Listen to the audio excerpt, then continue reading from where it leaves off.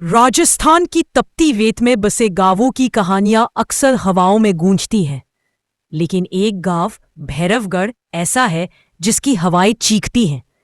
वहां की बावड़ी में हर अमावस्या को कोई ना कोई गायब हो जाता है। गांव वाले कहते हैं देवी चंद्रिका नाराज है। गौरी, भैरवगढ़ की 16 वर्षीय लड़की, अपनी उम्र से कहीं अधिक समझदार थी।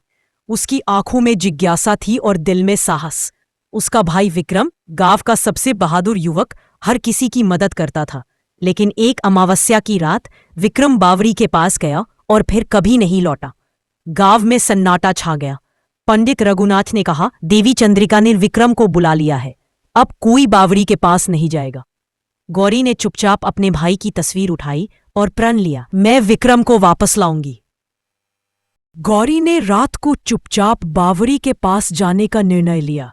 वहां देवी चंद्रिका की एक पुरानी मूर्ति थी जिसकी आंखें बंद थीं।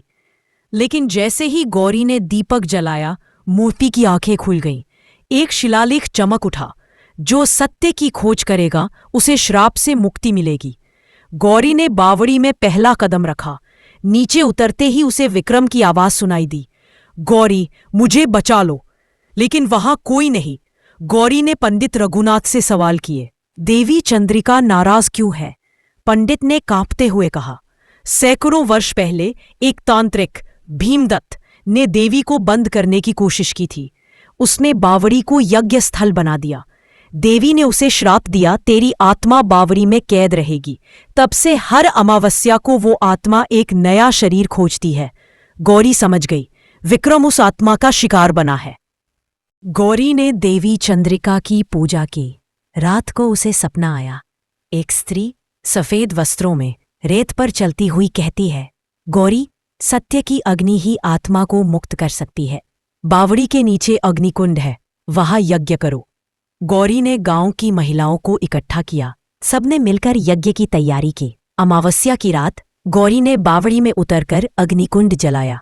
मंत्रों का उच्चारण हुआ। तभी एक काली परछाई प्रकट हुई, भीमदत्त की आत्मा। विक्रम की आवाज आई, गौरी भागो। लेकिन गौरी डटी रही। उसने कहा, मैं अपने भाई को नहीं खोऊंगी। देवी चंद्रिका, मेरी आहुति स्वीकार करे। गौरी ने अग्निकुंड में अपने हाथ की चूड़ी डाली जो देवी की प्रसाद थी।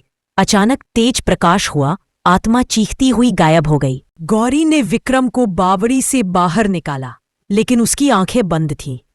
पंडित ने कहा, गौरी ने आत्मा को मुक्त किया है, लेकिन अब देवी ने उसे बुला लिया है। गौरी मुस्कुराई, अगर मेरा बलिदान गांव को शांति दे तो मैं तैयार हूं। अगली सुबह गांव की मूर्ति फिर से मुस्कुरा रही थी। गौरी की तस्वीर मंदिर में रखी गई, गांव की बेटी जिसने श्राप को तोड़ा।